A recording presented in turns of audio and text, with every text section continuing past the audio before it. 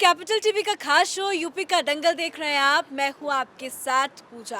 आज यूपी के दंगल में बात करेंगे अखिलेश यादव की। दरअसल चुनावी दंगल में कूद पड़े हैं अखिलेश यादव और 3 दिनों के बुंदेलखंड दौरे पे है और आज उनका दूसरा दिन है। आज वो झांसी पहुंचे।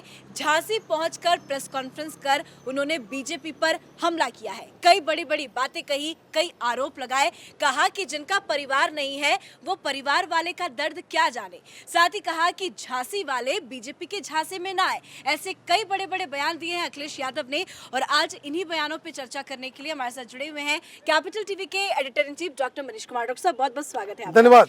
अखिलेश यादव बीजेपी पर लगातार हमलावर है, लेकिन झांसी पहुंचकर कह रहे हैं कि बीजेपी के झांसे पे ना आए झांसी के लोग। देखिए, जो बड़े लीडर होते हैं वो इश्यूज के ऊपर बात करते हैं, आइडियाज के ऊपर बात करते हैं, और जो मीडियोकर किस्म के लीडर होते हैं वो मुद्दों के ऊपर बात करते हैं, कोई छोटी छोटी घटनाओं के ऊपर बातचीत करते हैं। और जो बिल्कुल ही निचले स्तर के लीडर्स होते हैं वो इंडिविजुअल की बात करते हैं। आज प्रेस कॉन्फ्रेंस देख करके ऐसा लगा कि अखिलेश यादव के पास मुद्दों की बहुत ही ज़्यादा किल्लत है। उनका ये कहना कि जिनके पास परिवार नहीं है, जो परिवार नहीं चलाया है, कहने का मतलब जिन लोगों ने शादी नहीं की और जिन लोगों के बच्चे नहीं हैं, वो परिवार का दर्द क्या जाने, बच्चों का दर्द क्या जाने। सीधा उन्होंने टारगेट किया है पीएम मोदी और योगी को। ये भाषण तो मुझे याद आ रहा है कि पार्लियामेंट में एक बार अटल बिहारी वाजपेयी बात करते करते, क्योंकि एक घोटाला हुआ था, तो पीवी नरसिम्हा राव से कटाक्ष में उन्होंने कहा था कि देखिए मेरे पास तो कोई आगे नहीं है, पीछे नहीं है, हमारी कोई संतान नहीं है, परिवार नहीं है, इसलिए हम तो घोटाला नहीं करेंगे। जिनके बच्चे हैं उनका दर्द मैं जानता हूँ कि करता कोई कुछ और है और फंस जाती है पार्टी या सरकार और वो नेता। तो ये जो कटाक्ष, ये जो आरोप इस तरह के जो लगते हैं, वो अपने आप में बताता है कि अखिलेश यादव के पास मुद्दों की कमी है।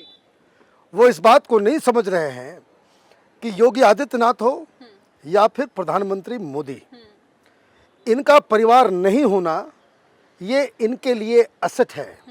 हिंदुस्तान की जनता अच्छी तरीके से इस चीज़ को समझती है और बार बार इस बात को कहती भी है। ये आम पार्लियामेंट में लोग बातचीत करते हैं कि भाई प्रधानमंत्री के तो संतान नहीं है, वो किसके लिए क्या करेंगे।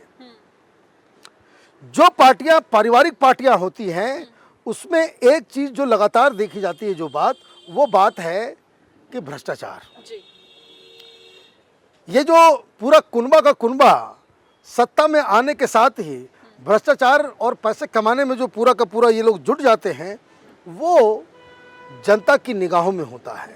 और इस तरह की बातें करके आप ये साबित करना चाह रहे हो कि भाई ये लोग जो है वो। सर, लेकिन परिवार को लेकर जो उन्होंने कटाक्ष किया है, तो हम जब भी पीएम मोदी या योगी को सुनते हैं तो वो हमेशा कहते हैं, पीएम मोदी कहते हैं पूरे देश की जनता मेरा परिवार है, योगी जी कहते हैं पूरा उत्तर प्रदेश हमारा है, यही हमारा परिवार है। यही बात तो वो समझ नहीं पा रहे हैं कि आप गलत जगह टारगेट कर रहे हो, क्योंकि आपके पास मुद्दे नहीं हैं। आपने कह दिया कि भाई ये जो कोरोना काल जो हुआ उस दौरान सरकार ने सबको असहाय छोड़ दिया, किसी ने कोई मदद नहीं की। ये बातें वो क्यों कह रहे हैं, इसको भी समझना ज़रूरी है, क्योंकि भारतीय जनता पार्टी वो लगातार इस बात पे हमला कर रही है कि जब कोरोना की वजह से लोग त्राहिमाम हो रहा था, लोगों की मौत हो रही थी, उस समय अखिलेश यादव कहीं नज़र नहीं आए। आप प्रेस कॉन्फ्रेंस में भाषण देकर के आप कह दोगे कि समाजवादी पार्टी के लोगों ने सब लोगों की मदद की, ये तो असत्य लोग तो जान भी रहे हैं।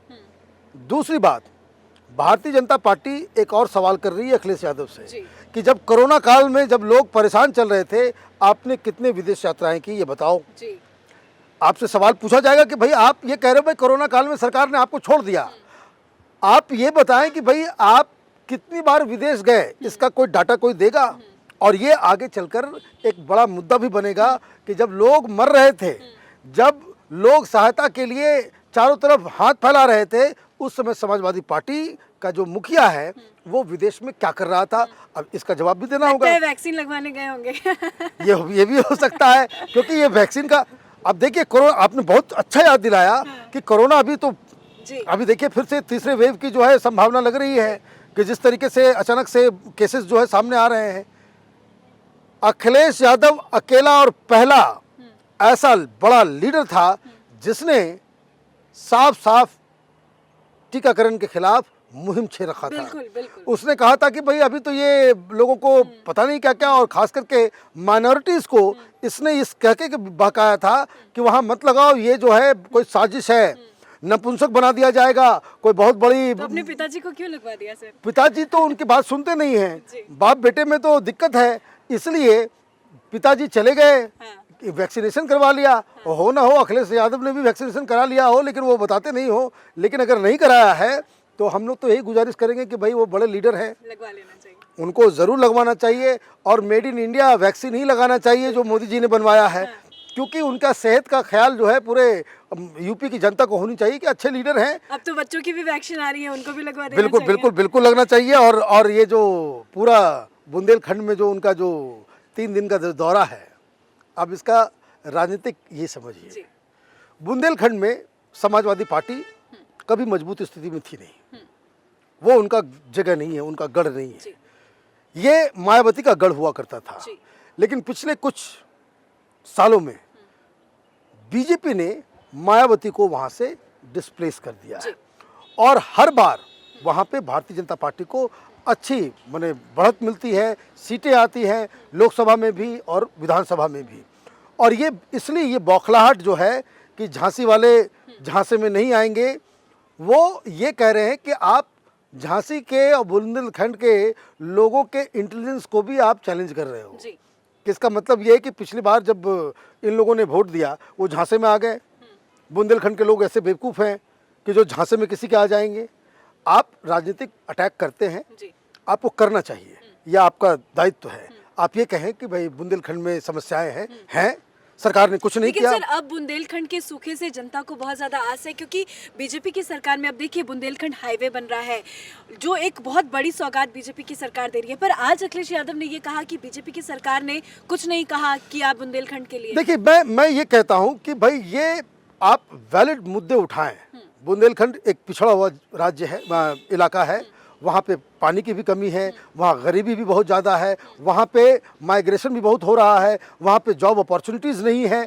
इस तरह के अटैक्स इनका करना वो धर्म है, लेकिन आप इन सब चीज़ों को साइड कर दें और किसको कितने बच्चे हैं, किसको किसने शादी नहीं की, उसको परिवार नहीं है, ये जब आप इस स्तर पे आ जाते हैं तो लोगों को भी इस तरह के लीडर से अब मन उब गया है।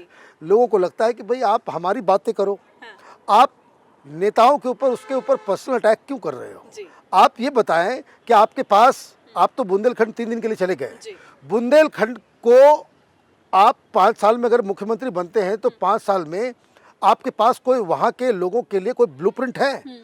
This is the biggest problem. ये हिंदुस्तान में राजनीति में आप किसी सरकार को आप डिस्प्लेस करना चाहते हैं, और डिस्प्लेस करने के साथ साथ आपके पास कोई योजना नहीं। बुंदेलखंड में पानी की व्यवस्था कैसे हो, रोजगार कैसे हो, इंडस्ट्री कैसे हो, वहाँ पे सड़कें और इंफ्रास्ट्रक्चर कैसे वहाँ पे हो, इसके लिए कोई प्लान उन्होंने बताया?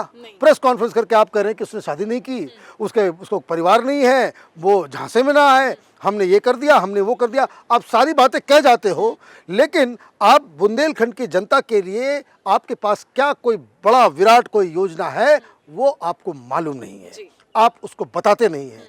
तो कैसे लोग यकीन करेंगे कि भाई आप योगी जी से बेहतर मुख्यमंत्री बन सकते हैं? और जो बेहतर काम हो रहा है वो जनता भी समझ रही है। उन्होंने आज कोरोना काल का भी जिक्र किया सर, और यूपी नंबर 1 है, चाहे वो वैक्सीनेशन को लेकर हो या कोविड में जितनी भी सारी चीज़ें योगी आदित्यनाथ ने की। लेकिन आज वो कह रहे हैं कि यहाँ के लोगों को कोरोना काल में कोई मदद नहीं की गई, लोग जो घर जा रहे थे उन्हें ऐसे ही बीच राह में छोड़ दिया गया। तो इस तरह से वो लोगों को कहीं ना कहीं भड़काने का भी काम कर रहे हैं। देखिए, अगर देखिए कोरोना एक ऐसी स्थिति पैदा हुई थी उस दौरान कि जहां लोग अपने आप को असहाय महसूस कर रहे थे, इसमें कोई दो राय नहीं है कि लोगों को दिक्कतें हुई। ये मुद्दा उठाना, इन चीज़ों को दोहराना, ये अच्छी बात है, ये पॉलिटिक्स में होना चाहिए। उनका ये अधिकार भी है कि आप सरकार के जो जहाँ पे फेल हुई है आप उठाएं उसको, लेकिन आपको तो ये भी बताना पड़ेगा भाई आपने क्या किया जी।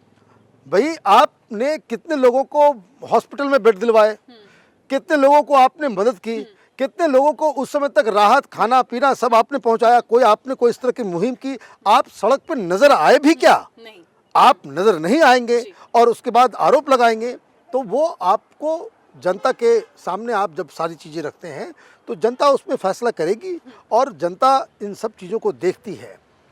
इनका काम है कि आप योगी सरकार की कमियों को गिनाएं, लेकिन इस तरह का अटैक करना ये मुझे लगता है कि अखिलेश यादव के पास मुद्दों की कमी की वजह से ये सारी चीजें हो रही चलिए हैं। बहुत बहुत शुक्रिया धन्यवाद। बातचीत करने के लिए। तो अखिलेश यादव 3 दिन के बुंदेलखंड दौरे पे है, यूपी चुनाव नजदीक है, ऐसे में हर पार्टी एक्शन मोड में नजर आ रही है। बीजेपी की बात करें, कांग्रेस की बात करें और खास करके समाजवादी पार्टी की बात करें तो समाजवादी पार्टी हर उस जगह को टारगेट कर रही है जहाँ पे बीजेपी का गढ़ है, वहां जाकर जनता को बरगलाने की कोशिश कर रही है और लगातार अखिलेश यादव बीजेपी पर हमलावर है। यूपी के दंगल में फिलहाल इतना ही। कैमरा पर्सन अशोक के साथ मैं पूजा, कैपिटल टीवी।